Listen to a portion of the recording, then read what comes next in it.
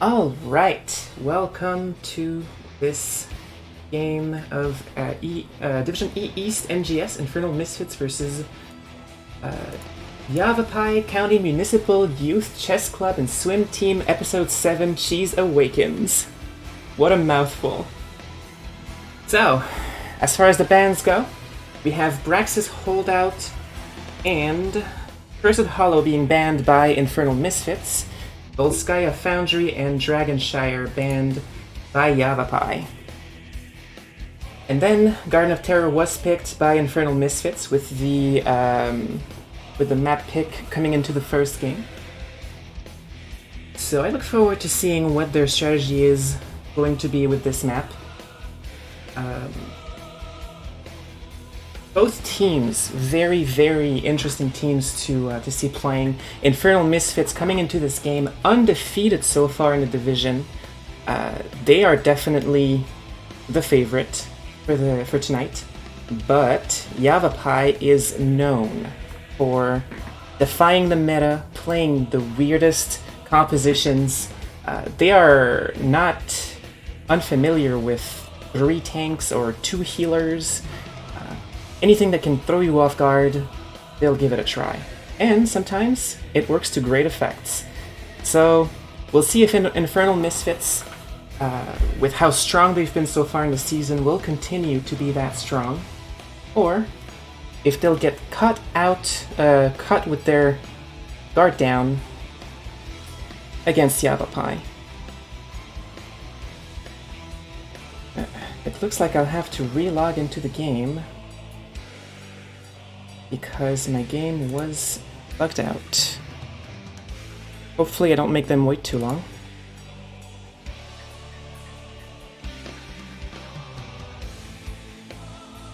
This is my first time streaming, so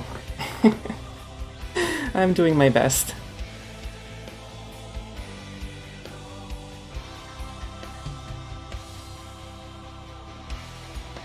So, Garden of Terror is a map that is relatively large, not one of the largest maps, but larger than the average, we'll say. 3 lanes, objectives coming rather frequently. It's a map that is abundant with camps to take all around the map.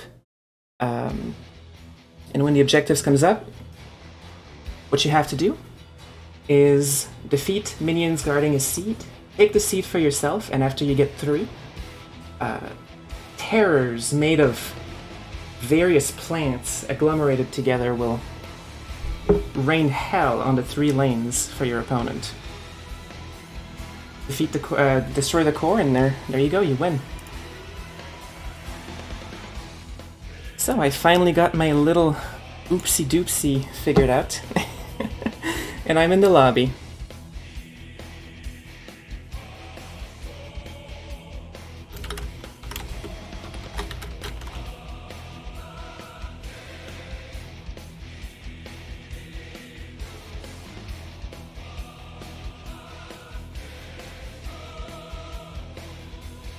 We're just about to be ready to move on to the draft. I am definitely looking forward to this draft. Infernal Misfits, known for their brilliant Kel'Thuzad and Alarak plays. Those 2 heroes are very, very often seen on the side of Infernal Misfits, and to great effect. So it wouldn't be surprising to see them banned, but Infernal Misfits has a lot more heroes that are ban-worthy. There's the Gul'dan, there's the Kel'Thas, and that's without mentioning the offlaners and tanks, which could be also a problem for Yavapai to deal with. So I'm very curious to see what their strategies are going to be against each other. Infernal Misfits is going to have a hard time having a specific strategy against Yavapai, but when it comes to the their strength in actual 5v5 fights, I think that's where they're probably going to dominate. But we'll see. They might not be used to playing against weird comps. And this is the magic of HOTS.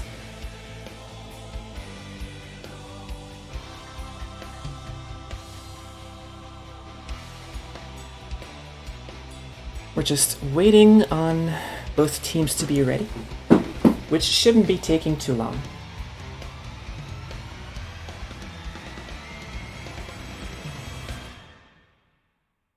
I hope you're enjoying the music. If it's too loud, please let me know. I've been making adjustments all day today, but I'm not entirely certain whether or not it's going to come out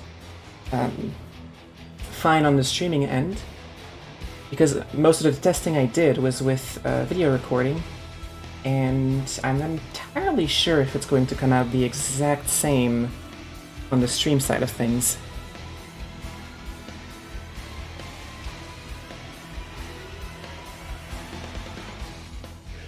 Hi, Raka! Good to see you here before your stream. I hope you have fun casting tonight.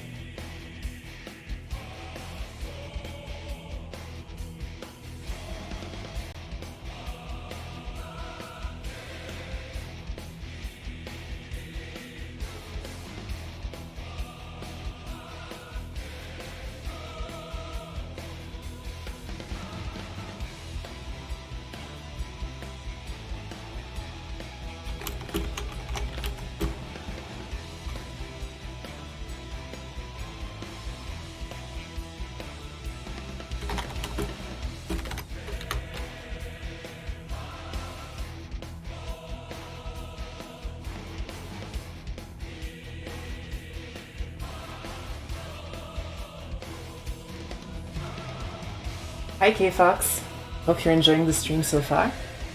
We're just waiting for the two teams to be ready to begin.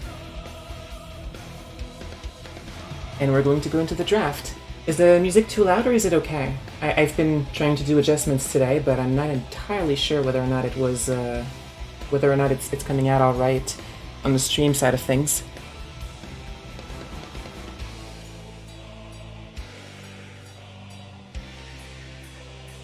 Alright, we are moving into the draft.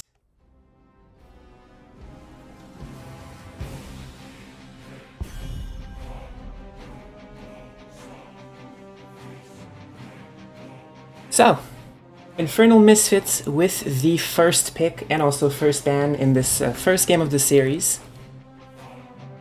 It's going to be hard focused banning Yavapai, considering how wide their options are and how diverse they are. Medivh is banned first. I do think that is a good idea. Medivh being very good at sustaining various of the weirdest builds out there, making his team able to make more mistakes and more forgiving. Let's see what Yavapai bans. I'm expecting a Kel'Thuzad or Alarak. There it is, the Kel'Thuzad.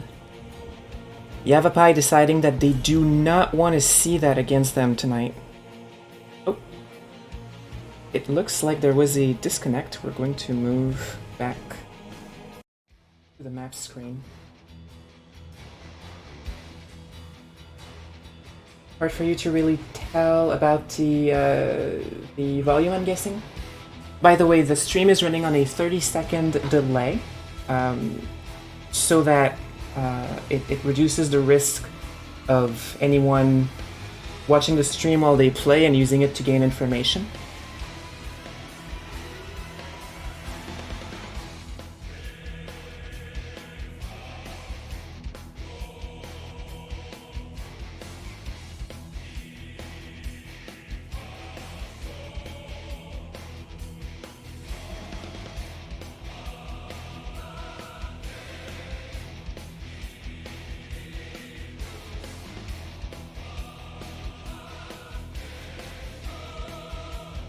Oh, I see what's going on. So, before the match began, I should have double-checked that, but then again, everyone else didn't notice it. But the first pick was given to the wrong team, because Infernal Misfits had the map pick, so it should have been Yavapai with the first pick and first ban. So we're going to restart shortly.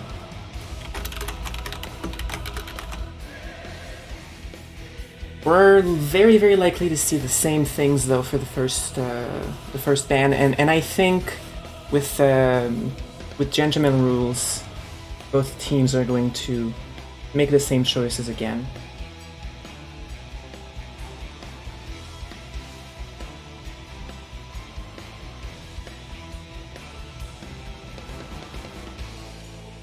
So here we go. Let's go into the draft once more. This time should be the right one, hopefully.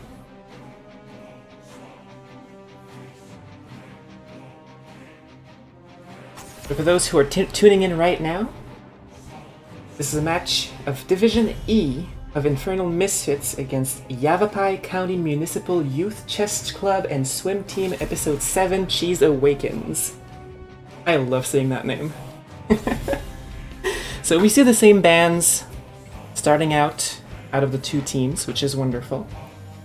Let's see what we get as a second band from Yavapai. I'm very much expecting maybe an Alarak or even a Kel'Thas band or Gul'dan. Those are heroes that are played very often by Infernal Misfits and to great effect. Or maybe they'll go for something completely different that'll go along with their strategy. And there goes the Alarak. So they're opting to ban out, I believe it's Skill Z, 912, who plays those two heroes. They're opting to ban it out completely. Samuro banned by Infernal Misfits. I do believe that the offlaner of Yavapai does play a lot of Samuro. So those teams have clearly done a lot of scouting at each other.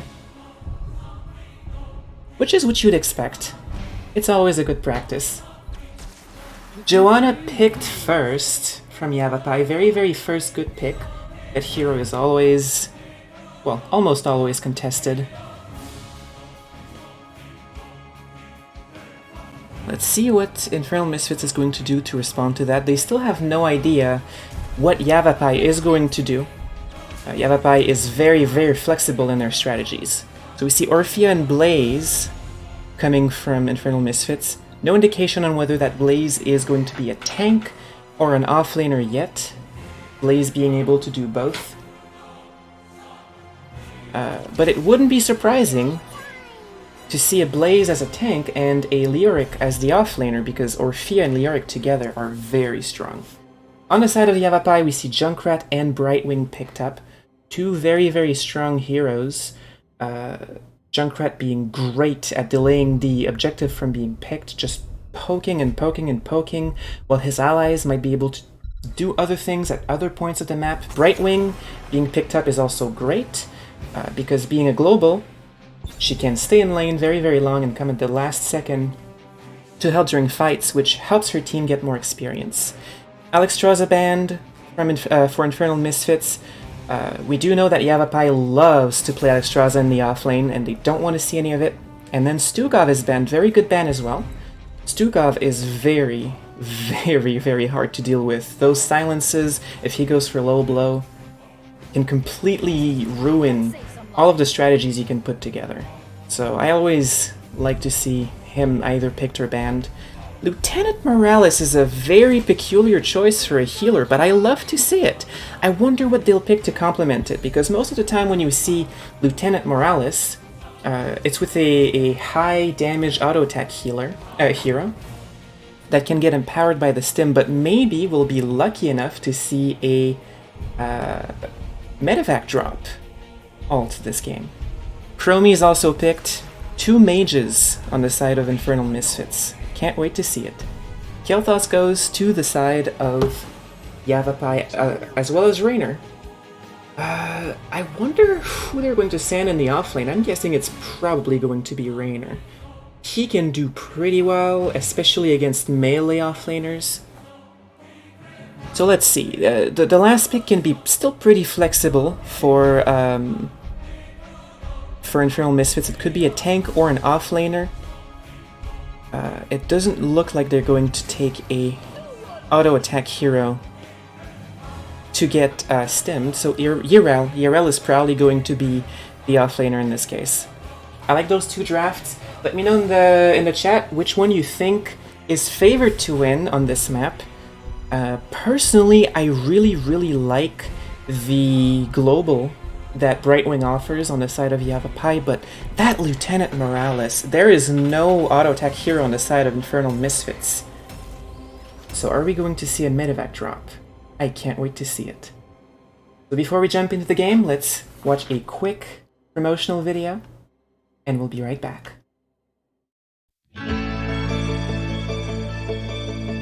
Con. Oh, a swap! Oh, Oh no, but a swap followed by a light bulb. Four-man mosh pit followed by a tomb. Oh no!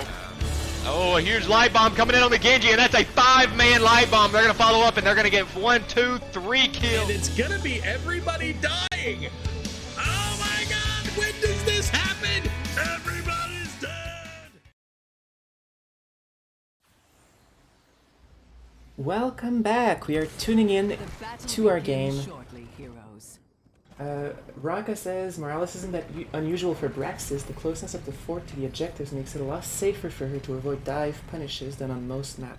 That is true. I hadn't thought about that. So they're opting for a safer play with their healer to avoid the potential dive, but there isn't a lot of dive on the side of Yavapai. We'll see how it plays out. So on the side of Infernal Misfits, we have Nathaniel playing Irel. We have Skill Z912 playing the Chromie. We have Lone Wolf playing Lieutenant Morales, Wyagoon on the Orphea, and Joe the Immortal on the Blaze. And on the side of Yavapai, we have Andrade on the Joanna. We have Sarah Lee on the Junkrat, Oraluna on the Kel'Thas, Galactos on the Brightwing, and on the Rainer we have Shank. And already both teams are playing it rough in the middle. Joanna is very low, but thankfully she has her trait to get out of there. Yavapai taking quite a bit of damage, but managing to do some in return as well. They're getting a lot of pressure already in the top lane. Already this tower is halfway down. But thankfully for Infernal Misfits, they did not seem to miss too much experience in the top lane just yet. Both teams rotating to the bottom lane, deciding to take their fight down there. While Chromie is the only one to soak the middle lane, and she's going to put some pressure onto that wall. Yavapai opting to rotate as a 4-man for the most part, while Infernal Misfits seems to try and separate a little more. They're going to focus all their attention on getting that bruiser camp early, while Yavapai is taking their camp as well. Both teams taking the camp closest to the objective first, as is customary.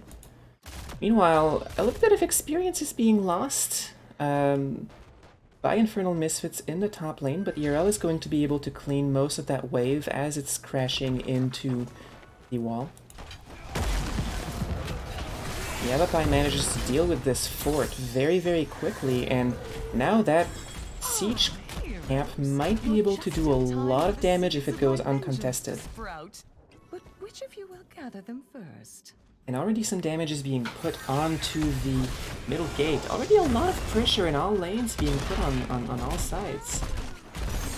A lot more wall damage than I expected at this point of the game. Rainer opts to stay... Oh, will he stay on the top? Yeah, he does. He's going to try and clear that camp first, but that is going to give a slight advantage to Infernal Misfits coming into this first objective. It's going to be probably a 5v4 for them.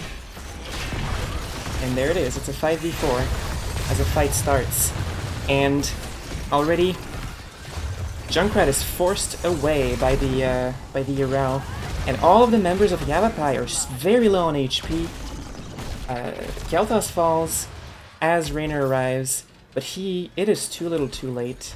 He doesn't manage to help turn the fight around. Joanna is going to try and delay the objective a little longer, but she puts herself in quite a lot of danger, as Rainer just decides to forego the objective completely. They're going to give to Infernal Misfits. Ooh, and Junkrat gets caught by the Urel. Well done. Andrade tries to delay as much as she can, but unfortunately for her, she falls. Meanwhile, though, a lot of pressure from Yavapai in the middle lane. The entire wall falls down, and the fort takes a lot of damage from these siege mercenaries, and at the top lane as well, the fort is taken out. So there's a slight experience advantage and one objective going to Infernal Misfits. But in terms of lane pressure, Yavapai managed to get some value elsewhere. Let's see if they'll manage to continue getting that value as the game goes on. Second objective is about to pop up, and some good pressure is being put on the bottom lane as Yavapai is rotating, and it doesn't look like Infernal Misfits is going to be able to deal with it, but in exchange, they're going to turn around and get that wall down, or at least get as much of it as they can. Skirmish is starting before the objective pops out. Joe the Immortal is taking a lot of damage, doesn't spread the bomb to the rest of his team. And Infernal Misfits already taken a lot of damage. The Brightwing is going to be able to mitigate most of the damage that's come on the side of Yavapai so far. And now Infernal Misfits turns around. They're looking for blood. And it looks like they're going to get a lot of damage done, but nobody has died so far. The objective is still anyone's. And both of the lanes are being left out as this is going on, potentially a lot of experience being lost, so whoever gets this seed is going to get a very, very large advantage, and already we see Orphea falling from Infernal Misfits, which is going to give the advantage to Yavapai, and they keep getting denied by the Chromie with her very short cooldown Q, trying to delay them from going to the other lanes and getting their XP as long as she can. Infernal Misfits already deciding to give the objective and get their experience, which is going to give them a slight experience lead. And now Yavapai is going to start rotating to get it while taking their camp. There is a lot of lost XP in the bottom lane. It looks like Joanna is going to try and get as much of it as she can. Meanwhile, both teams are taking their bruiser camp on each side of the map. It is very equal in experience still, both teams being surprisingly on equal footing so far. I trust you know what to do, heroes. Yavapai doing very, very well in this early game, keeping up with Infernal Misfits. A little bit of a skirmish in the middle lane. The third seed of the game is about to spawn. And Raynor is going to put a lot of pressure into this top lane. Yerl is coming to respond. Will she be able to negate the pressure of this this camp? It looks like she will for the most part. The seed has spawned, and already we see both teams looking at it, wanting their piece of it. Looks like Infernal Misfits is going to be able to get their 5-man on the point slightly earlier. Raynor staying at the top, opting to do some damage to the fort, and Infernal Misfits are taking a lot of damage from that combustion. Both teams having their level 10s. Let's see, I forgot to bring the talent window. Let's look at it. And Infernal Misfits takes 2 of the players of Yavapai down and manages to take the objective. Morales solo, will she fall? It looks like she will. Andrade with that trait, managing to keep up with the Morales and take her down. Getting some revenge for her team. Infernal Misfits looking to disengage. They now have 2 seeds, and now, what a perfect time to look at the level 10 talents. We have Ardent Defender from the URL. Chromie took Slowing Sands, we have Stim Drone, Eternal Feast, Combustion from the side of Infernal Misfits, and Yavapai took Hyperion, Blink Heal, Phoenix, Falling Sword, and Rocket Ride. Very, very interested in the Falling Sword play that could potentially save Yavapai's team from a follow-up of Slowing Sands and Combustion from the side of Infernal Misfits. A little sad I didn't get to see the medevac drop, but Stim is a very solid ult to take. The top fort has fallen quite a while ago. The push from Raynor definitely paying off for Yavapai, despite the deaths that they took. Now the fight is going on for this 4th seed. Yavapai managing to get their 4-man onto the objective slightly earlier, but now it's a 5v5. Yavapai has more resources. The Stim goes down onto the Blaze, who has a surprising amount of auto attack damage if he talents into it, which it looks like he did. We see the falling sword coming down, not quite connecting. Orphea dishing out a lot of damage. The slowing sands coming onto Andrade, cutting her retreat, followed by combustion onto the Kilthas, who's taking a lot of damage from the Chromie. And we see the Rocket Rite falling onto Morales, pushing Infernal Misfits away. They've had enough, their resources are low. They're going to give this seed, and they can, because this won't quite give the objective over to Yavapai, but the next seed will be very, very decisive. Infernal Misfits takes both of their camps at the same time, as Raynor quickly takes down this siege camp with the incredible amount of non-hero damage that he has. I wonder if he has talents to increase his non-hero damage. Yeah, there it is, at level 1. Perfect talent for being an offlaner like he is. And now, bruiser camps are going to be taken. It seems on both sides. We haven't seen much invade play so far in the game. Yavapai has a slight experience lead of almost a full level coming into the seed. It's not a talent advantage, but it does make a slight difference. Okay, level 14 are now live. Yavapai are fighting a 4v5. This might be tough for them. Thankfully for... what a rocket ride! What a lot of... That was a lot of damage onto the Orphea. She falls, she gets one shot, and now suddenly Yavapai has a fighting chance, and it looks like as the Raynor arrives to reinforce with the Junkrat coming back from his rocket ride break, it looks like the first objective is going to go over to Yavapai in a fantastic play from them. The objective, the seed, is going to be able to relieve the pressure on the bottom lane. But currently, the middle lane and the top lane are in a lot of danger for Infernal Misfits. It looks like this fort is going to fall. Infernal Misfits deciding to give it up and try instead to defend this top keep, which is going to be very important to keep. It doesn't look like it's going to fall. It looks like the seed will just be able to take down part of the wall, but this fort is doomed, with the Raynor doing everything he can to take it down. Wall is also going to fall down on the middle fort. A lot of damage being done by Yavapai, and now they're the first ones to 16 with a full level advantage. None of their structures are down. This game is looking good for them. And suddenly Infernal Misfits, despite their impeccable record so far this season, is looking like they're on the back foot. Ooh, Yavapai sets up to do a very daring gank very close to the wall of Infernal Misfits. They almost managed to take them out of position as they were rotating, but thankfully for Infernal Misfits, they managed to have the reflex to back off at the right moment. But that was very, very well thought out by Yavapai. I love these kinds of plays. They're going to take their camp. Another siege camp is open on the map.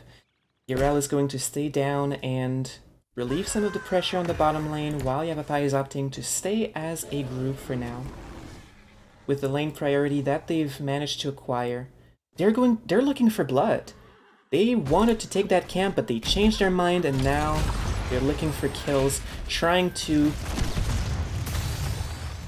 put the pain on the isolated members of Infernal Misfits, but they managed to back away without taking too much damage. And Yavapai manages to take the siege camp from Infernal Misfits. Very well done on their part.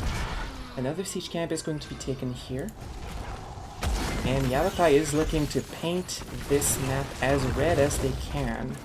The next objective is going to come, and it's going to be on the side of Infernal Misfits, a perfect opportunity for them to try and get an objective of their own and take down some of the forts of Yavapai and turn the game around. Yavapai is not going to let that happen. They're the first to arrive on the objective and they're going to start channeling it. Will it succeed? It's barely interrupted by the Yrel. Phoenix goes down. Fortunately, doesn't get too much damage done. The stun goes on the Yrel, surprisingly, this time around. Falling Sword goes down, stuns the Yrel, unfortunately interrupts the phase shift from the Brightwing. They manage to take Yrel down, but Joan is going to fall with her. And now two tanky heroes are out of play, but Yavapai looks like their resources are a lot lower. Aura Luna falls.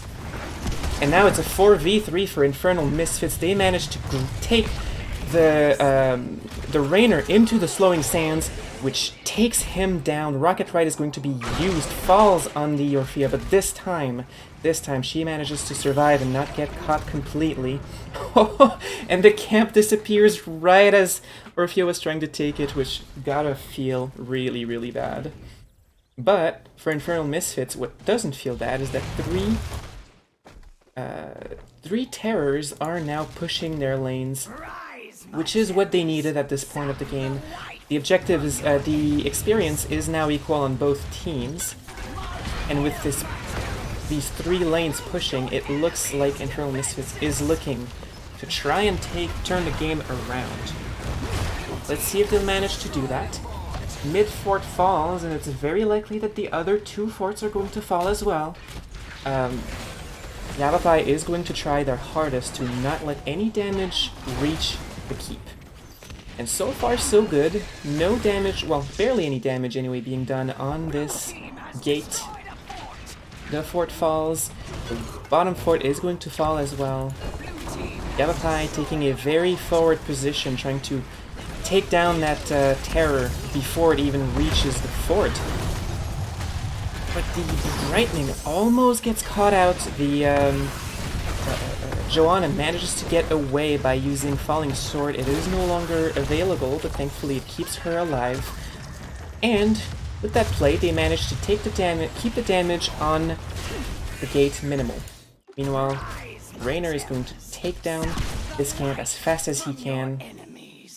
Despite this objective being taken, Yavapai keeps their experience lead, still has more damage done on structures than Infernal Misfits does. They're going to reach 20 first.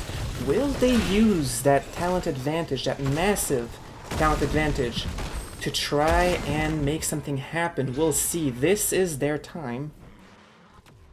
But will they have time to actually make something happen? Infernal Misfits 20s are right around the corner. It looks like Yavapai is thirsty for blood. But Infernal Misfits, they want none of it. They are not fighting until they have their level 20. They are not letting that happen. And that is going to save their lives. With all camps on all three lanes from Yavapai, a lot of pressure is being put onto those lanes. But it looks like that siege camp is going to take down the Bruiser camp, amazingly. The seed is about to come up. And the slate is blank now, on both teams at 0 seeds. So the game is going to probably last a little while longer unless we see a full team wipe on either side. At this point, the game is... It's anyone's game. Anyone could win this. We're going to have to see how they play it. Both teams could opt to give the seed and try and put some pressure into the lanes instead. It looks like they're both trying to get the seed, though. Both going into a 5v5. Phase shift on the Joanna is going to be interrupted by the falling sword. Slowing Sands, being put in a relatively defensive position, is going to get Andrade caught, and she has nothing to try and get out of that anymore. No trait, no falling sword, no phase shift. She falls down, and now Infernal Misfits is running at Yavapai, looking for another kill, looking to get more, looking to get a win condition. But they don't manage to get more kills. Yavapai successfully escapes, but that gives the seed over to Infernal Misfits. And the pressure is starting to mount as well in the lanes. While they're waiting for Joanna to come back, it's going to be very, very difficult for Yavapai to stop the pressure that Infernal Misfits is looking to put onto that bottom lane. They have a lot of damage, but it's going to be hard to engage. A lot of ults being used to try and take down that keep. Joanna is 10 seconds or so from being back, so blue team is going to play a little safer. They took down the wall. That's enough for them for now. A seed is sprouting. And they're with so much pressure in the lanes, they're probably going to be looking to get that second seed and work to get the next objective before Yavapai does. This camp from Yavapai is in the far lane from the objective, so it has the potential to push the lane quite far while the objective is up. So that might allow them to get some breathing room, which they definitely need right now. And the fight starts. Andrade taking a very forward position, taking a lot of damage from the Chromie. And the Blaze is going to try desperately to get Andrade, but the Brightwing manages to save her. Urel from Nathaniel falls. So much burst damage falling onto Nathaniel. And now, Infernal Misfits is looking bruised. Yavapai turns around, gives the pain to Infernal Misfits. Blaze falls, and now it looks like this objective is probably going to go to Yavapai, bringing the total to 1-1. What an equal game so far. This is what I like to see. Both teams very, very strong. Looks like Andrade is going to barely make it alive. Taking a lot of damage from that Chromie and the Orphea. Both very, very strong, bursty heroes. Let's look at how much damage they both have done so far. Orphea with 54,000 and Chromie with 51,000, while the Blaze is a whopping 35,000, which is pretty impressive for someone like Blaze. Yavapai is taking the initiative and invading the siege camp of Infernal Misfits while they know that they don't have their entire team available. They're going to do the same to the Bruiser camp right as the objective is coming up, which is going to give them a nice objective coming into the seed. Infernal Misfits is going to probably be able to clean this up and be in time for the seed, but they have two siege camps and a Bruiser camp pushing their lanes. And this Bruiser camp, if it doesn't get dealt with very soon, is going to reach a gate and deal a lot of damage to it. Yavapai is already channeling the seed, and it looks like they're going to be able to channel it just before Infernal Misfits arrives, raising their total to 2, bringing them ever so closer to the very wanted 3rd seed that they desperately need to end the game. And that's going to put a lot of pressure on Infernal Misfits because they cannot pass on the next objective. Yavapai can. They can opt to give the seed and put pressure on the map. But Infernal Misfits, they have to attend. They have to be there and take the seed because otherwise they're going to be in a world of pain. It looks like both teams are going to position to take this. A very early stim being used on the Blaze to force an engage. Phoenix comes out, and for the most part, Infernal Misfits manages to mitigate the stim. It is now out, but the Phoenix has also been used, so that's one ult on each side. Andrade taking a lot of damage, Sarah Lee being pushed away by the Oriole, taking a lot of damage. Is going to be using the Rocket Ride, it's not... Ooh, it actually connects to the Irel, but during her ult, giving her a lot of health in a burst. Raynor is being caught out of position. Beautiful stun by the Blaze, but he manages to escape with very, very good heals from the Brightwing. But Yavapai, their team as a whole, is very low. The Raynor is going to fall. Joanna, very low as well. Kel'Thas being slowed down. So much burst damage being dealt onto him. Slowing Sands, catching him, being able to secure the kill. Beautifully played by Infernal Misfits. And now it's going to be very, very dangerous for Yavapai with two of their members being on very long cooldown. It looks like Raynor took the shortened death timer, so he's going to be up, but with two members of Yavapai out, and the full team of Infernal Misfits still up. They're going to be able to put some damage on that fort, on that keep, before the tank and DPS come back to defend their structures. A lot of self-heal coming out of the Morales as well. Will they be able to take that keep down? It doesn't look like they quite will, as Yavapai's full team is coming back together. Meanwhile, the ERL takes a camp. She's going to push the top lane while the objective is coming up. Both teams being forced into contesting that seed. Quite like the first half of the game, it is now 2-2. And this seed might decide the entire game. So let's see how this plays out. Infernal Misfits slightly faster to arrive. But now it's a 5v5. The stim being used on ERL once again, but she is not quite able to dish damage quite yet. She takes a lot of damage, and the Blaze manages to get a beautiful ult onto the enemy team. But they get healed up. A lot of damage being put on the side of Infernal Misfits. ERL trying to channel sneakily the seed, but being blinded, and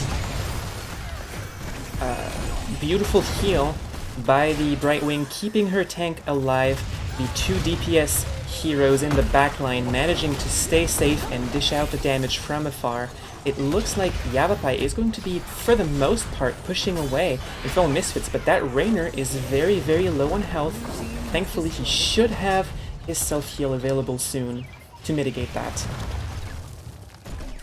Slowing Sands being a royal pain for Yavapai to deal with right in the zone where they want to position their damage dealers, which is going to potentially be a game changer. The Rocket Ride being used. Oh, and the beautiful slow by Andrade on those two heroes secures the kill onto Morales while Raynor is channeling the seed. Beautifully played. Beautiful synergy between those two skills. Unfortunately for Yavapai, they don't quite manage to get the kill on ERL, but fortunately for Infernal Misfits, they need everyone they can get to stop these terrorists from pushing out. Fortunately for them as well, the two seeds in the top and bottom were quite far because of all the pressure that had been put, and I was so concentrated I didn't notice. Two of the keeps fell down to minions, and the keep at the bottom almost did too. Infernal Misfits did a very good job before the objective at setting up the lanes to deal as much damage as they could, and they might be able to mitigate this objective as a result. And the seeds are starting to get low on health. Thankfully for Yavapai, they managed to take down this upper keep there. It looks like they're going to try and take this terror and push it directly to the core using this keep that they took down. They are just hanging out over here. Only one terror is left. They're going to back up as the sim is being used. It's time for another 5v5 fight. A lot of damage being put on the terror. It's still at about half health. It's still relatively healthy, being slowed by the slowing sands, which are in a very bad position. They get taken off. The Phoenix goes down, but doesn't manage to get a lot of damage. Unfortunately, the seed goes down, and with that, Yavapai is now in a sticky situation. A lot of damage going from the going out from the blaze. Thankfully being mitigated by the Joanna. Another stem coming out. Infernal Misfits managing to do a lot of damage, but the Brightwing is healing so much of it. But Chromie is dishing out the pain, doing so much damage to that backline with her Dragon Breath. Andrade being very, very low. Finally gets her trait up, but Brightwing will fall, and now it's a 5v4 for Infernal Misfits, and they're going to try and get the kill on the Rainer. Andrade tries to save her teammate, but doesn't manage to do so, and now Infernal Misfits might have a win condition, as 2 of the keeps are down. Joanna might not be able to get out from this. The trait is being used, but unfortunately it doesn't give her movement speed, and even with Falling Sword and the slowing sands are just too much for her to handle. Thankfully she bought some time for Rainer to come back up, and Brightwing will also be up soon-ish, but it might be too little too late. Infernal Misfits going directly on the core, they see their opportunity to end the game, and they want to take it. Rainer tries to push them away as long as he can to give time for his teammates to come back up. But Infernal Misfits still has a lot of resources, a lot of mana, health, and damage available. The Brightwing comes up, saves the Rainer, but the core's health is getting very, very low. We see the Junkrat coming up as well, but will it be enough? The core finally falls down, and this first game goes over to Infernal Misfits. GG is called. Very well played by Infernal Misfits, taking this first game. We're going to move over to the summary screen.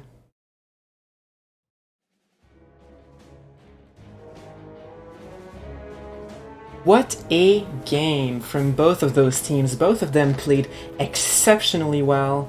I was very, very impressed by both of their play. They were very, very equal all game long until the very last objective. Even after the very last objective, it really felt like it was anyone's game. And I love to see it. 30-minute game to start. What a good way to start the night. And I hope we get to have a third game as well. That would be fantastic. Chromie doing most of the damage for Infernal Misfits. Junkrat doing an insane amount of damage, and Kel'Thas as well. Infernal Misfits completely dominating the leaderboard in terms of damage, but unfortunately it wasn't quite enough because Infernal Misfits was more durable and managed to outlast that damage. Let's look at the talents. If you like the way that any of those players played their game, if you were really impressed with their playstyle and you like their talent builds, well, here they are. Feel free to copy them and use them in your own games, and that's one of the best ways to learn, to play just like they did tonight, or even better. So, we're going to go to a short break, and we're going to play the next game very, very soon. See you in a moment.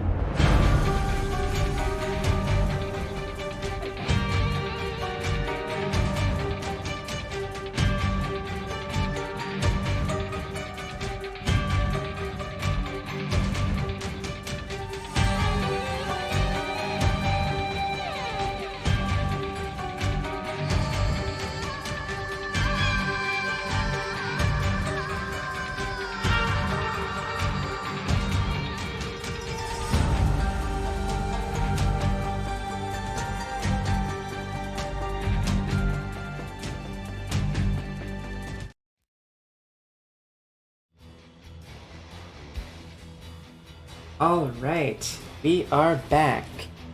It looks like Yavapai decided to get map pick for the second game of the series, and they decided to go on to Battlefield of Eternity, giving the first pick opportunity to Infernal Misfits.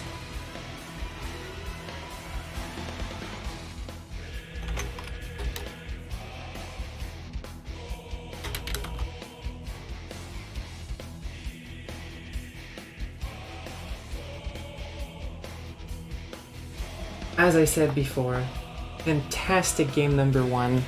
What a great way for to start my very first cast. I am very lucky to be able to witness such great plays from both teams. I am very grateful to be able to do this. And I can't wait for game number 2. We haven't seen exactly what I would call shenanigans out of Yavapai. The Rainer in the offlane is not exactly common, but I wouldn't call it unusual either. So I really hope to see some shenanigans out of Yavapai, as they are known to bring to the table, and hopefully destabilize Infernal Misfits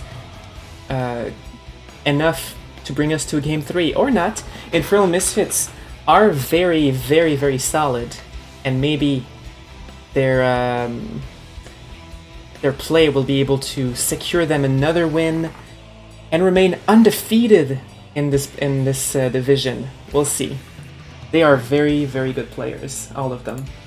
We're going to switch over to the draft, as it is finally ready.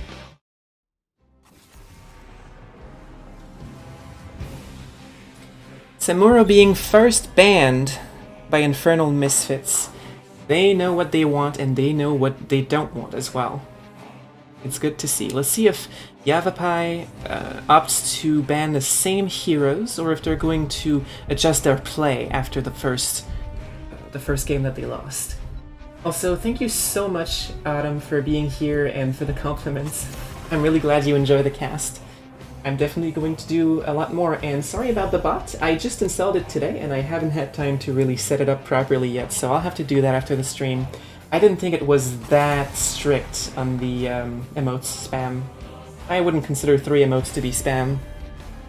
Either way, we see a slight difference here. The Junkrat being banned, it looks like that is a respect ban from last game. Infernal Misfits did not like that that Junkrat. Those rocket rides were fantastic, saving Junkrat from almost inevitable death otherwise in many situations, and killing the Orphea, dealing so much damage in other scenarios.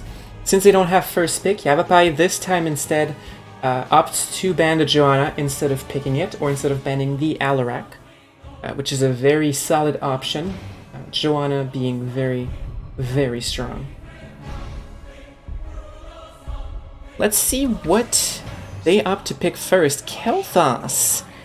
They didn't like Yavapai picking it, it seems, and since they have a player who plays a lot of Kel'Thas very well, they don't want it to go over to Yavapai this time around. They're going to secure it as fast as they can, and that's going to be very strong for Infernal Misfits. Because as I said, Lone Wolf plays a lot of Kel'Thas and knows what he's doing. On the side of Yavapai, they instead opt for race heroes, going Vala and Rainer, 2 heroes that are going to dish the pain out to the Immortal of their opponent. So it looks like they're going to be very aggressive onto the Immortal this game. We see Mei coming out, as well as Alarak. It seems like Infernal Misfits are looking for more of a team fighting composition. It looks like they're going to look at Yavapai, they see them taking race heroes, and they say, you know what? Try and race us. We're going to be right on top of our Immortal, defending it, and as soon as you try to race and take down that Immortal, well, we won't let you. We'll take you down. So we'll see how Yavapai adapts to what Infernal Misfits is showing in this draft. They ban the Artanis, a very good offlaner and racing hero as well on this map. They don't want to see it. But I'm not sure that Infernal Misfits was looking to get the Artanis on their side, since they're looking to probably focus on defending. We'll see what they instead opt to go for in the offlane. Lieutenant Morales being banned. Slightly surprised on this one. I don't know quite if Yavapai plays them a lot. I know they play a lot of offlane Alexstrasza, for example, which I don't think we'll see here. We instead see a Brightwing and a Li Ming. Li Ming also very good for the race. Brightwing, good on most maps. On this map, going to be very instrumental in keeping her offlaner alive. And also helping to mitigate the damage from the side of Infernal Misfits. So there's still a slot for an offlaner and a potential healer. Kharazim being picked as a healer. So it looks like they're going to use Kharazim for taking camps, but they're going to be relatively light on the healing unless he specializes in healing talents. And the Imperious, I love to see it. So much CC on the side of Infernal Misfits, so much damage, so much potential to pick heroes apart with both Maze Stuns and Imperious' hooks, Alarak's pulls, and take them down very, very fast. A potential 7-sided strike into this whole combo out of Kharazim could be devastating for Yavapai, so it looks like in a 5v5 scenario, especially if it happens on Infernal Misfits Immortal, it's going to be very, very hard for Yavapai to fight into this. It looks like they're going to have to try and distract Infernal Misfits in other areas as much as they can, because if Infernal Misfits sits on their Immortal, there isn't much Yavapai can do. The Li Ming, though, could manage to turn things around by doing a lot of poke damage without quite having to commit to the fight. So we'll see how they play it out. I'm very much looking forward to it. We also see a Blaze, a tank Blaze, complementing this whole comp. So we're going to... I forgot to do the intro video, and it doesn't look like we quite have time for that anymore. Oh well, I had a lot to say. So let's just start and go directly into the player introductions. I'm going to switch over to the actual in-game overlay. There we go. So, on the side of Yavapai, we have Skill Z on the Alarak, Lone Wolf on the Kel'Thas, Jody Immortal on Imperious, Wyagon on the, I have a blank, Kharazim, and we have Nathaniel on the Mei. On the side of Yavapai, we have Sarah Lee on the Li Ming, Oraluna on the Vala, Galactos on the Brightwing once again, Andrade this time on the Blaze, and Shank on the Rainer again. And once more as an offlaner. Beautiful stun by the Blaze. Unfortunately, Yavapai not quite able to capitalize on it as much as they were hoping for. A lot of damage on the Li Ming, but she manages to escape. Meanwhile, in the top lane, looks like Shank is managing to push Imperious away for the most part. Obviously, Raynor being very, very good against melee heroes since he can kite them very, very effectively. Beautiful orb out of the Li Ming. I forgot what the actual name of that skill is. Is it Orb of something? Orb of Annihilation? I'm not entirely sure. But regardless, those seem to be pretty good out of Sarah Lee.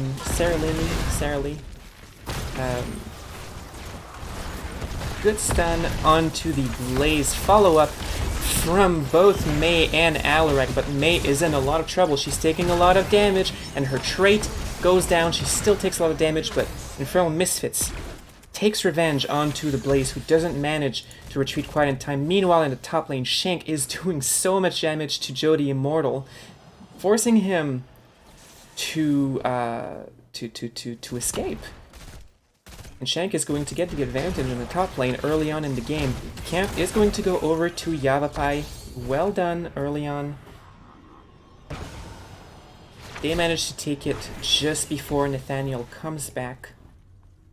But this camp is probably going to be taken down quite fast by the team of Infernal Misfits. But it is going to mean that they're going to have to deal with this. The Blaze is doing a decent job at pushing them away from it, forcing them to stay in the lane a little longer, delaying them from going onto their Bruiser camp. Ooh, but Entrouding is taking a lot of damage, being pushed away, and he manages to avoid the stun and survive, and obviously Blaze has a lot of damage. The Bruiser camp is going to go into the top lane a little early. Imperius is here to deal with this. He's going to get helped by Nathaniel. But that leaves Yavapai to begin racing onto that Immortal. And as I said, they have the race comp. They absolutely do. And that Immortal is going to go to half health almost immediately. And now Infernal Misfits has to respond to this. The Imperius is staying in lane very low on health after fighting that camp, and it doesn't look like he's going to be ready for a fight. So it's 5v4 for Yavapai, and they are going to almost manage to take down the Immortal, but the Alarak does so much damage. Shank to the rescue from below does the little bit of damage that was left necessary to take this down, pushes the Joe the Immortal away so he wouldn't get hooked, or rather impaled. Very well done by Yavapai coming into this game. First Immortal is going to go to their side, but almost the entire team of Infernal Misfits is here to take it down. It's the first Immortal of the game, only 4 minutes into the game, so it might not do a whole lot. It looks like the gate is going to fall down. Beautiful spear onto the Vala, but the Blaze is at the rescue. Joe the Immortal takes a lot of damage, retreats, the wall falls down, and some damage is going to go onto the fort. A good Blizzard keeps Yavapai at bay. Wyagoon takes a lot of damage, good stun from the blade, from the Blaze. He manages to get away. Beautiful silence and damage from the Alarak. That Alarak player is a menace to deal with, Alarak being one of his mains along with Kel'Thuzad. He's going to be one of the players to look at in this game. Absolute fantastic player onto the Alarak. Onto the top lane though, it looks like Imperius was switched out with Mei. But even Mei seems to be able to do very little against the Raynor, doing fantastic into the offlane. Yavapai is going to start the bottom camp, but Infernal Misfits is looking to try and invade, and with the Alarak right there doing a lot of damage and pulling them back, taking down the Vala, it looks like the Leeming escapes with just about 10 health. Escaping by the skin of her teeth. That must have been scary. And Infernal Misfits, with that fantastic play from the Alarak, takes down the camp. Meanwhile, similar things happening in the top lane. Raynor pushing away the Imperius with a lot of damage. Beautiful hook takes a lot of health out of the Raynor, and suddenly it looks like Joe the Immortal is able to take this top camp against all odds. Very well played. Some damage going on to the fort of Yavapai. It looks like I missed some kills down here. I was too absorbed by what was going on up there. I apologize for that. But yes, somehow Infernal Misfits managed to take down the Blaze and Brightwing, and it allowed them to take an entire fort down, going into the second Immortal, which is going to be huge for them. They go on to the race. They don't have as much race as Yavapai does, but they had the early start. Let's see what they decide to do into the second half. Will they decide to race or defend. I do believe that Yavapai, if they focus all of their attention on racing and are uninterrupted, might be able to race faster despite the time advantage of Infernal Misfits. Am I right or am I wrong? It is very, very close. Which one? Which one is it? Whew. Yavapai manages to take it with just about 200 shield on the Immortal. What a close fight it is. So Yavapai with the very, very strong race, it looks like Infernal Misfits is going to have to defend from now on, or at least force Yavapai out of the race in some way. This second Immortal doesn't have any shields, but it has a lot more damage and health than the first one. And there are minions also pushing beautiful spear to follow up onto the Alarak pole. But it's not going to be enough to take Andrade down. This fort won't quite go down, as Infernal Misfits does a lot of damage to that Immortal. And after the second Immortal, Infernal Misfits managed to do a lot more than Yavapai did, but let's take into account that this bottom fort also has a lot of damage onto it, while the top fort is untouched, pristine condition for Yavapai. So this could turn around very fast, and we could see catapults on both sides of the map for Yavapai very shortly. If they manage to take those forts down, it looks like they're going to try and take down the top fort to get some pressure going. With the Bruiser camp, it's going to look like they're going to be able to do it with only Nathaniel to be able to defend. Meanwhile, Infernal Misfits opting to take the bottom siege camp, and it's going to push alongside the Bruiser camp. Raynor is doing his best to take it down, but his damage is being spread onto the Hounds, which are going to respawn. Beautiful opportunity for a gank by Yavapai. Oh, but they're going to reveal themselves. And now Infernal Misfits knows that they're there. This could have been very, very huge, but this is a 4v5 on the side of Yavapai, and it doesn't look like they're going to want to stay in here. Lots of damage onto the Leaning. She does manage to escape. Same thing for the Vala of Oraluna. Brightwing comes in at the rescue, manages to heal her team up, but not quite in time for Yavapai to be able to take this camp. And Infernal Misfits aren't done. They're still looking for blood. The bunker goes down, saving Andrade from almost inescapable doom. And meanwhile, Shank is working onto that Immortal. A lot of damage into his arsenal. Oh, I forgot the talents again. Sorry for that. I gotta get used to it. But he took the extra non-hero damage once again. And the first half of this Immortal phase is going to go over to Yavapai. Very well done by them, having the Raynor race while the rest of the team was keeping Infernal Misfits busy somewhere else. Now Infernal Misfits is looking to defend, and this is where they might be very strong.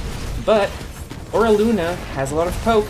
Ooh, the Blaze comes down, a lot of burst damage coming onto him, and now Infernal Misfits might be in a little bit of trouble.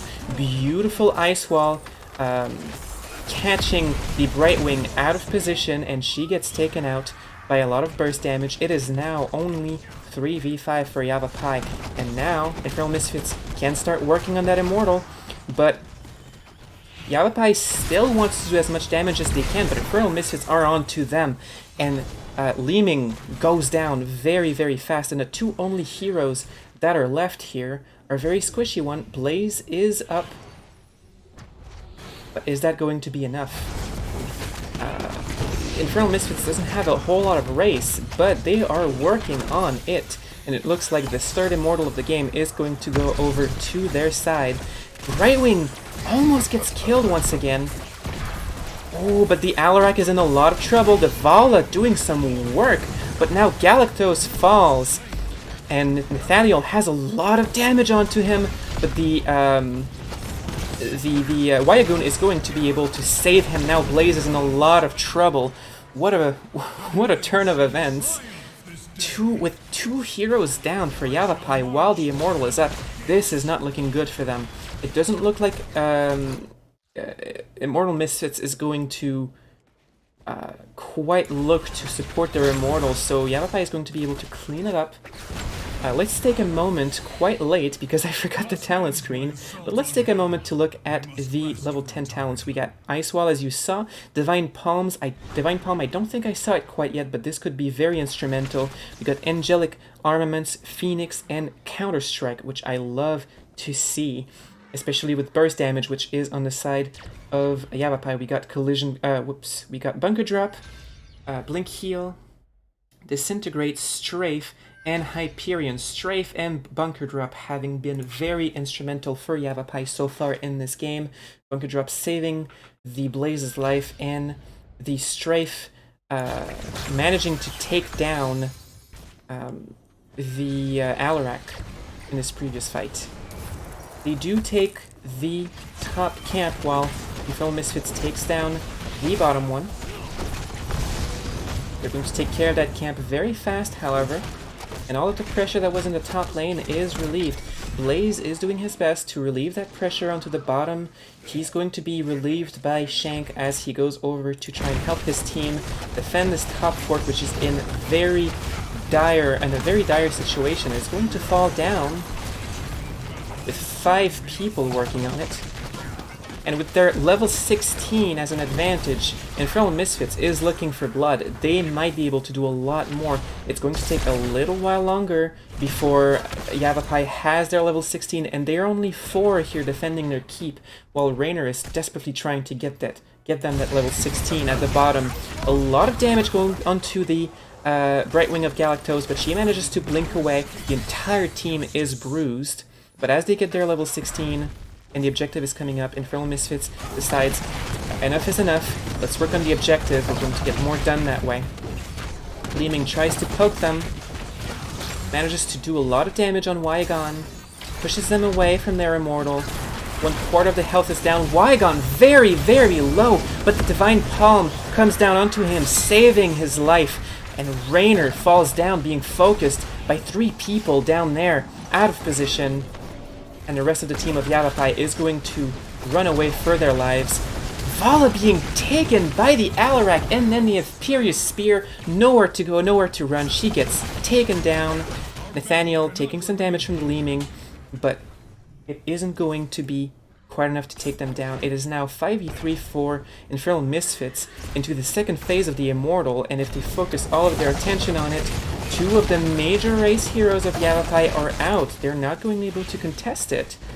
They're not going to be able to do anything about it, and this next Immortal goes over to Infernal Misfits, giving them the advantage going into this next phase of the game.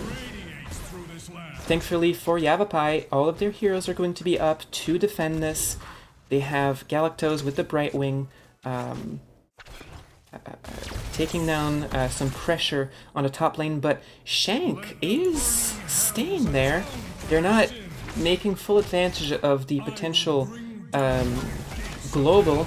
Shank is going to look to put some pressure in the top lane. Hopefully they're able to take the pressure all the way to the keep and get some value even though they're being pushed, but that's a lot of damage. And Ice Wall coming onto the Blaze, he puts down the bunker, saves his own life, but that Immortal was almost at full shield, and the shields are still up, and that means that it does ranged damage, a lot of damage going on to the keep.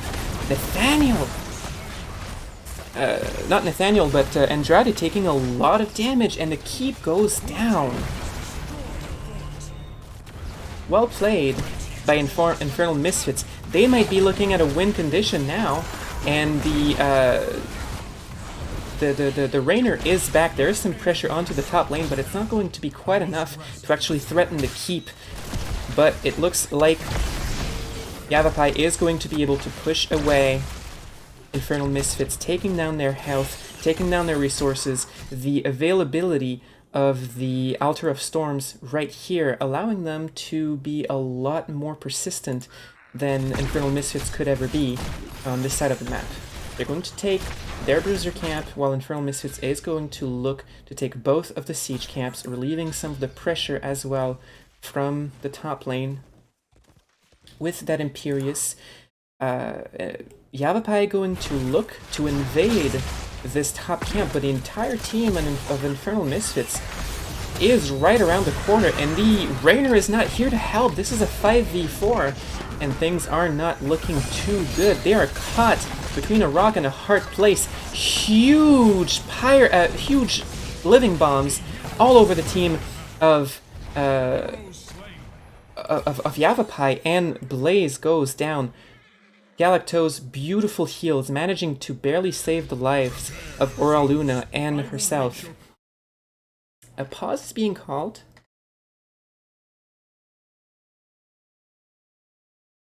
Ooh, it seems like there's a DC on the side of Immortal Misfits, so we're just going to move over to the map screen for a little while this is being resolved. It looks like it's Nathaniel who disconnected. So we're going to wait for him to be back.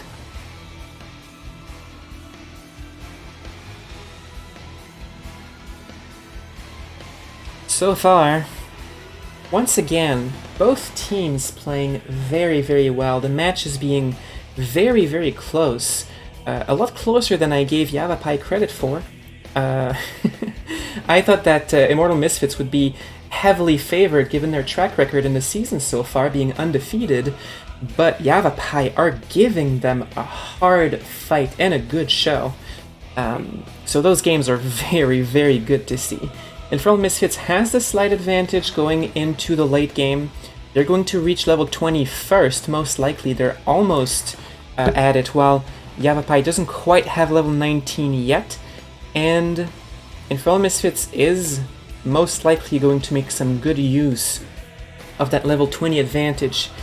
The Immortal is also about to arrive, and that might be very dangerous for Yavapai to fight into since they don't have their level 20. They're going to have to try their best to either make something happen before Infernal Misfits gets their level 20, or to get level 20 before the objective is over, so they can actually have a chance to fight and win it. Because if the next Immortal goes over to Infernal Misfits and they get a few kills on top of that, it's probably going to be game right there. They might be looking at a win condition with one keep down.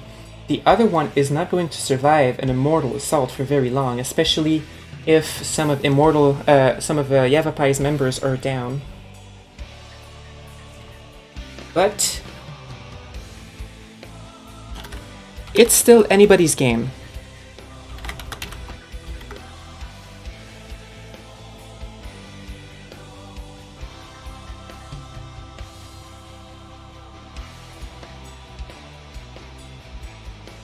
Alright, the game is going back online.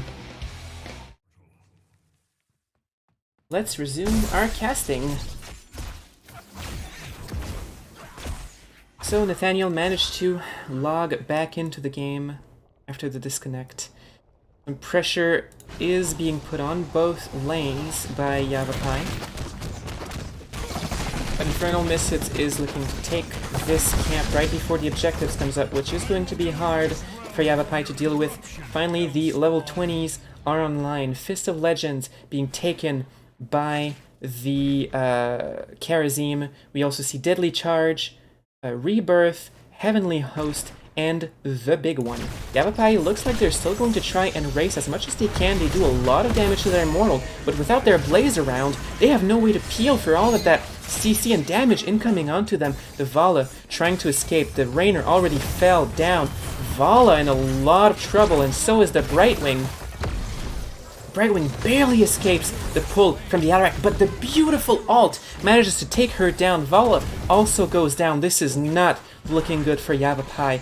Li Ming desperately trying to do as much damage to the Immortal to take down the shield before it crashes onto her keep. But Immortal Misfits, they don't even care about that Immortal almost. Only Karazim is working on it. The rest of the team is already looking to get some work done onto the top lane, ready for the Immortal to crash directly into the core. But that might give a little bit of time for Yavapai's team to come back up. Most of the shield on an Immortal is going to be down, but there is no keep anymore to protect any of the lanes of Yavapai.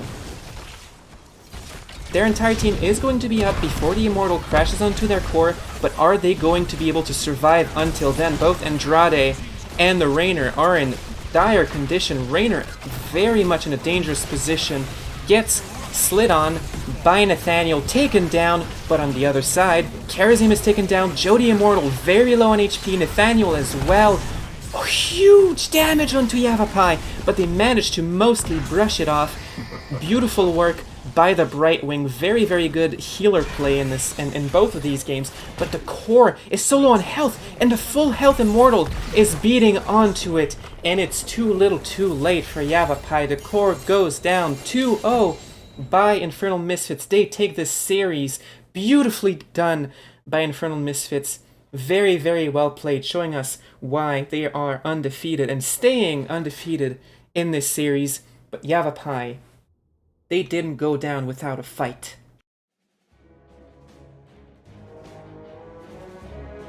Yavapai gave them the fight of their lives, and really, really well played by both teams here in this match. I was very, very entertained, and I hope you were too. So let's look at this summary after this last game, and shortly after we're going to go into an interview. So, once again, Yavapai doing most of the damage, but Infernal Misfits managing to outlast them at every turn. Let's look at the talents for quickly before we go into the interview. If you like the way that the players played this game, make sure to look at these talents and copy them for yourself. I'm going to ready this interview real quick.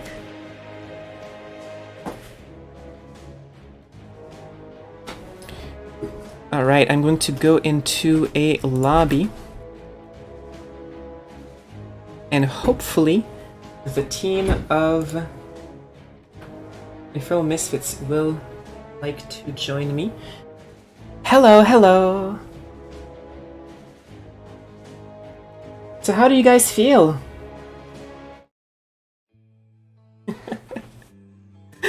They were very, very good. They gave you a fight for your lives, but you played so well. Congratulations for your 2-0 victory.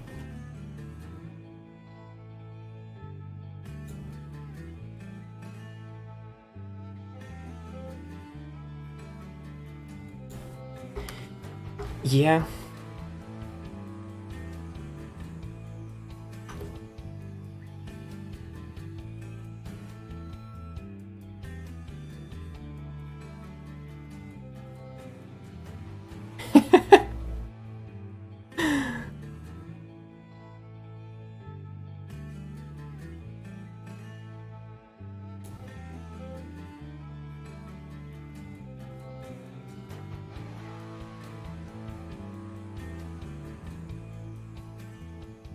Oh, give me just one little second. I'm just realizing that we're not getting you guys' audio, and that's a problem.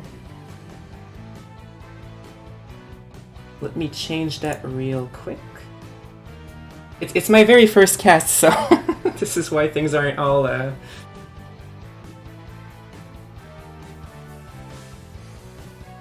Adderall. All right. I think this should work now. Excellent. So once again, congratulations on your victory. I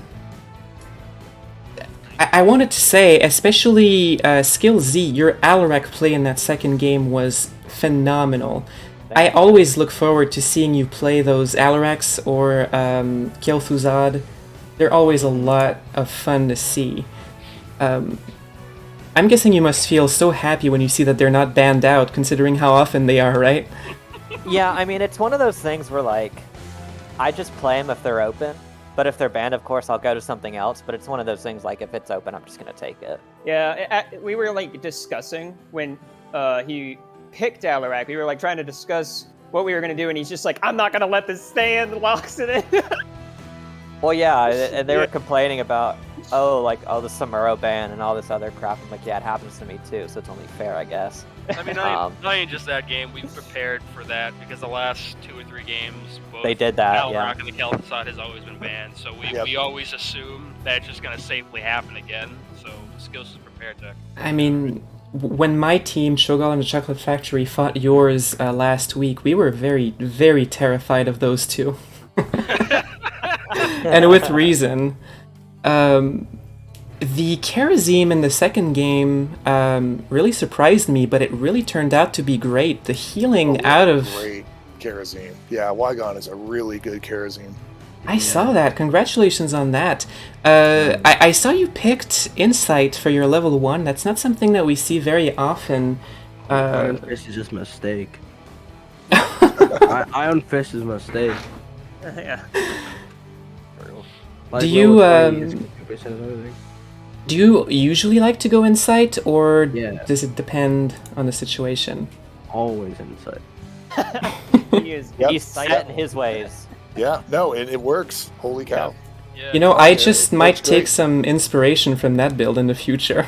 I mean, usually Wagon is our main healer just because we see him healing more than often. It's either me or Joe does the healing, but usually Wagon is the top healer on our team. And if he picks Insight, he can run the Karazim, and considering we're still undefeated, I'm not telling him to play anything different about that character. We're discussing oh, who should do what role on the second match, and Wagon's just like, I'm really comfortable with healer for this match. Yeah, Paul kills him subjective once he gets Insight. It was to great effect, because not only the Karazim did a lot more healing than I expected, but he was also great for those moments where you were actually racing. What was your thought process going into Game 2? Because as I saw, Yavapai had a lot more racing potential than you did. So how did you approach this? Well, I knew it was a race map, but I noticed that their best DPS last game was Junkrat and KT, so the goal was to ban Junkrat and first pick KT, but that's about the extent of it. Yeah, that Junkrat was actually good. And then, they first pick Vala and Raynor, but hey, we were whatever. Thinking about countering with a Lily, but the only problem is we were going to have Joe do that, and I kind of brought up only because he usually does more damage build with Lily. So we don't have most heals. We can't really counteract all the poke from all 3 of their DPSs. So it was probably best to have the Karazim, honestly. I think it worked out to your advantage, definitely. But you guys didn't die enough. I could have used my palm.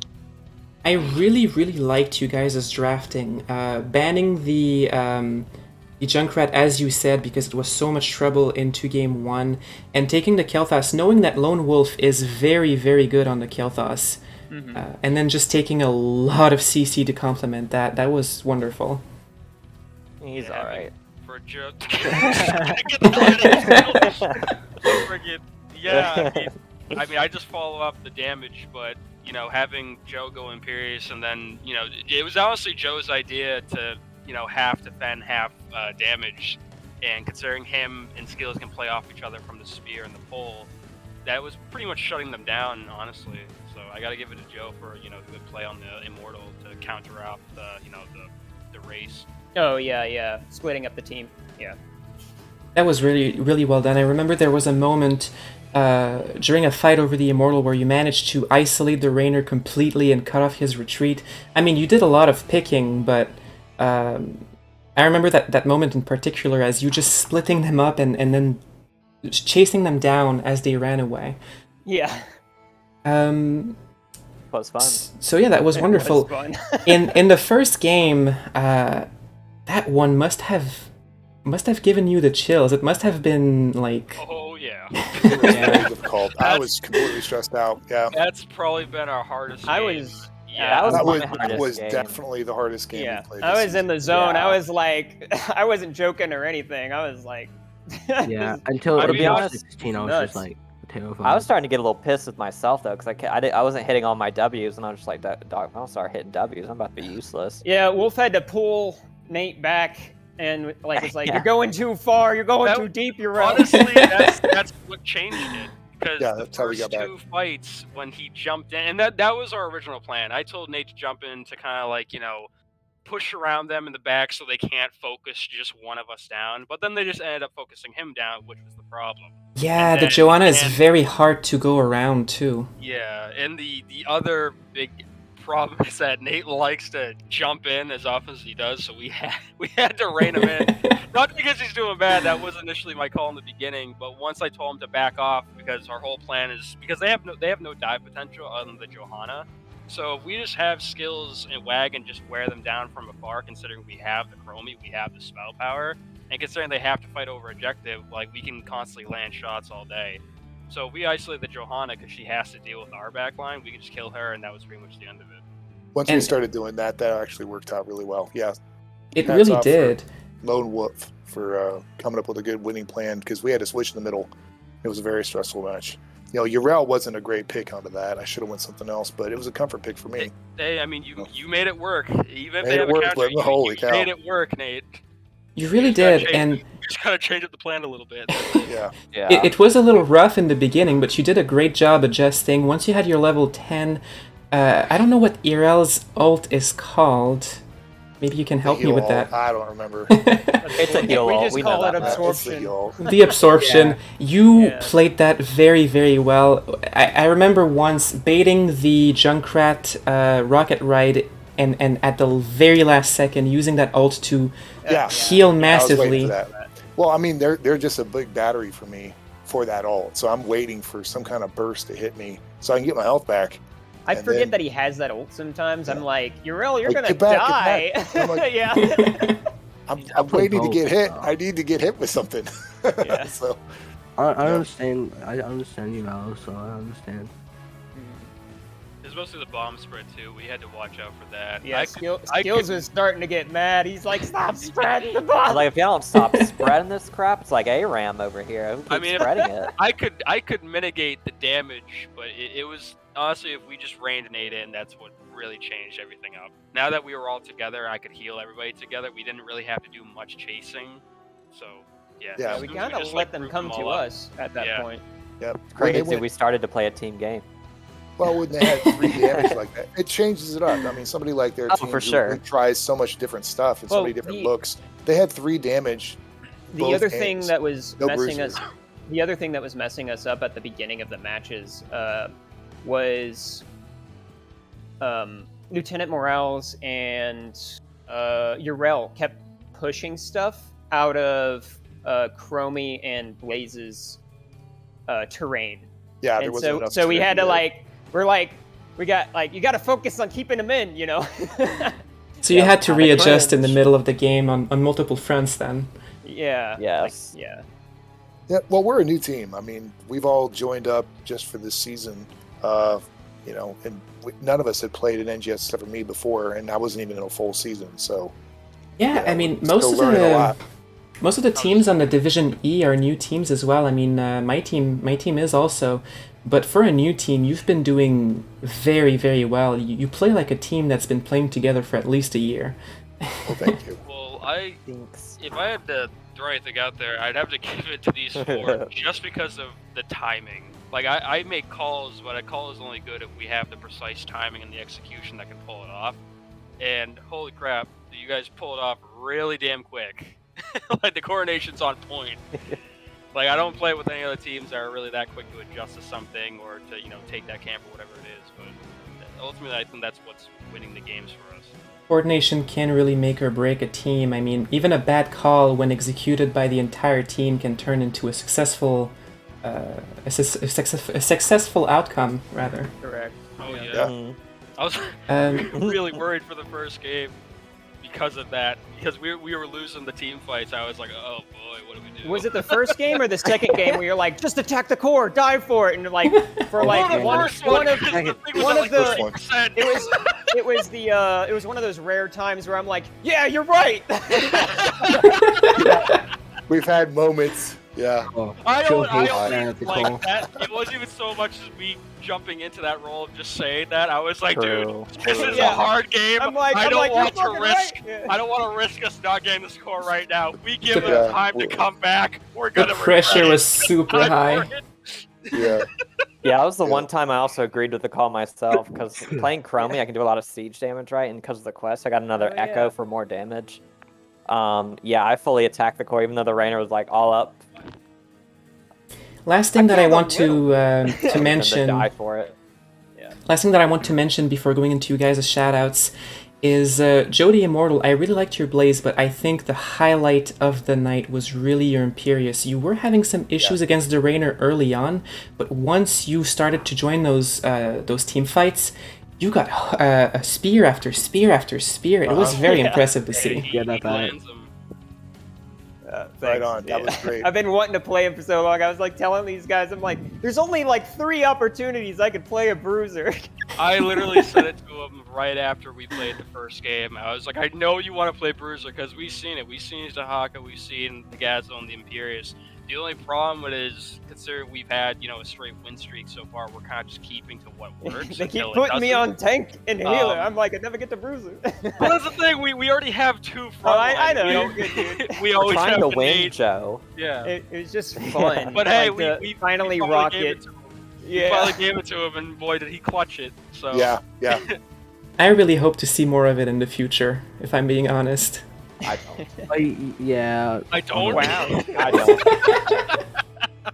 I was What we worried gotta do, because he Joe, missed a decent Joanna's amount of stuns really good, on Blaze. I was like, dog, he's picking Imperius. What we gotta do, Joe, is we gotta go. But he hit it, so it's fine. We gotta go all the way Joe out came in Imperius clutch. sometime. It didn't matter. So. All right, so let's move into a round one by one of you guys' any shout-outs that you want to do, or any links to your socials that you want to plug. Now's the time. Let's start with you, Wygon. Yo, shout out to Nate. I wouldn't actually be here without him. Quite literally, yes. Yeah. Yep. Do you have any socials? Do you have a Twitch or something like that you'd like to shout out as well? I don't think any of us Nah. publish stuff, do we? I have a YouTube channel. I used to I'm stream, not but doing that's that. no more than Yeah. That was like do 2 that. years ago. back in the days. I had hail. All right, what about you, Nate? I want to shout out Bunker Funtime Academy. We played them last week, and they were so gracious. They really showed a huge amount of character in their last game that we had with them, and I just appreciate the NGS community for that.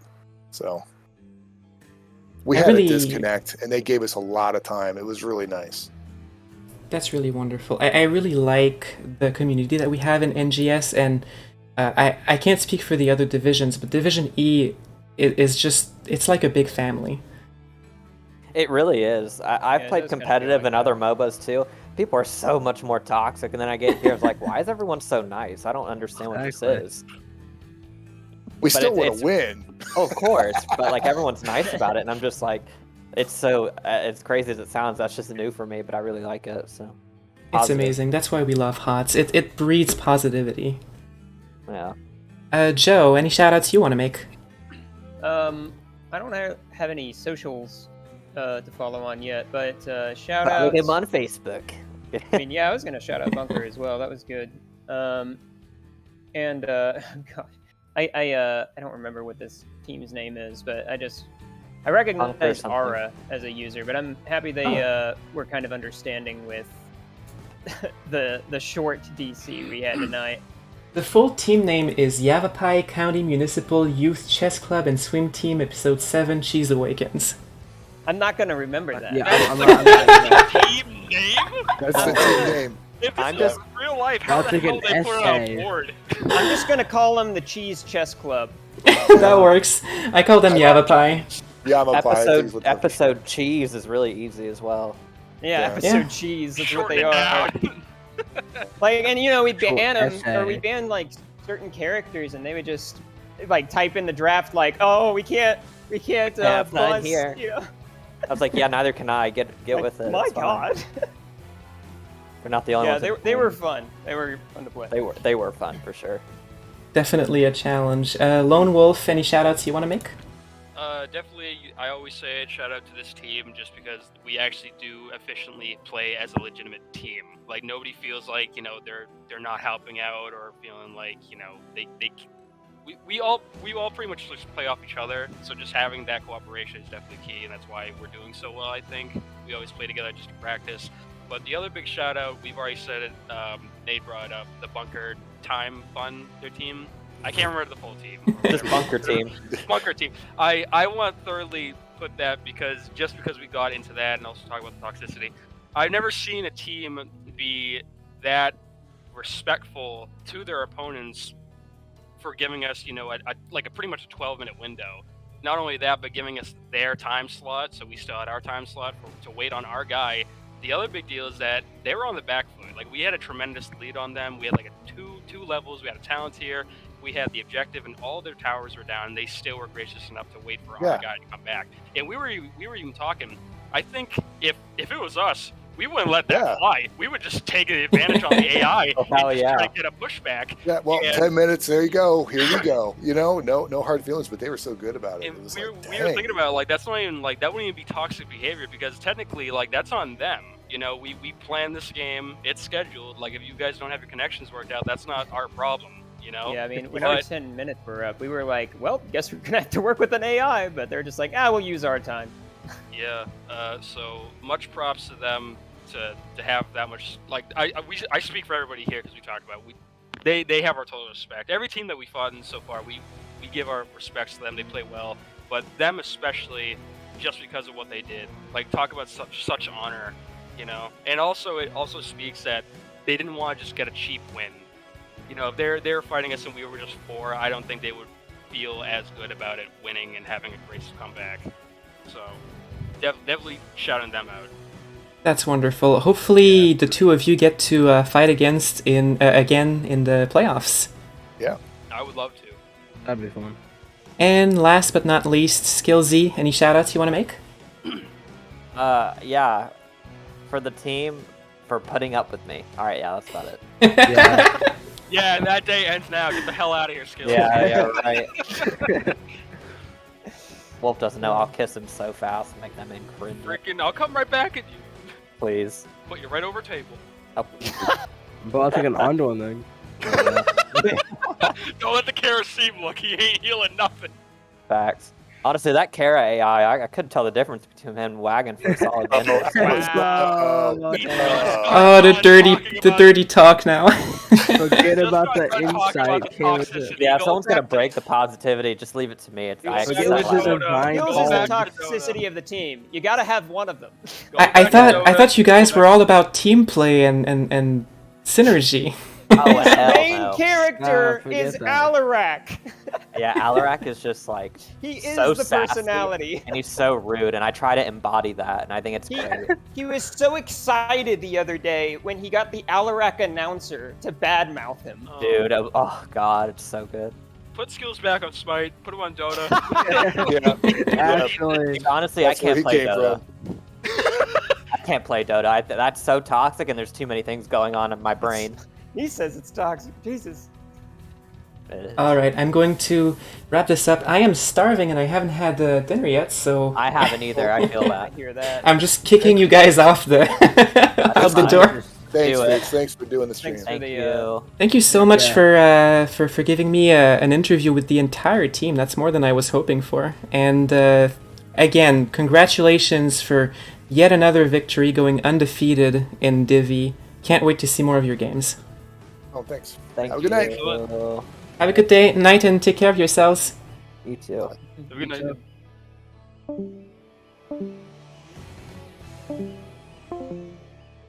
Alright, so that is just about to wrap up tonight's cast. I just want to mention before I leave, thank you so much to Raka for the raid. Very, very appreciated, and the host as well. Thank you, Bloody Drapes, for the follow.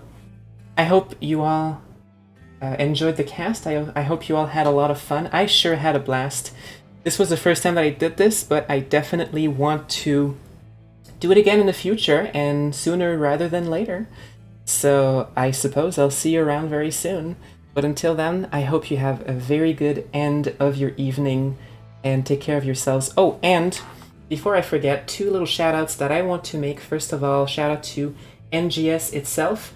if you really like what NGS does and you want to support them, go donate to their Patreon. And also, if you don't play in NGS, I highly recommend it. As you could see, it's very, very awesome of an environment to not only get better as a player, but also have a lot of fun. And everyone's nice. It's like a little family. So definitely give it a try if you haven't. As for a shout out for myself, I do professional video editing. So if you're interested in that, do please contact me. Most of the setup that I have for my stream, I did myself. Some of the images and the ticker that you see in the bottom was done by NGS, but I did the animation for the starting soon scene, which I am going to put at the very end again.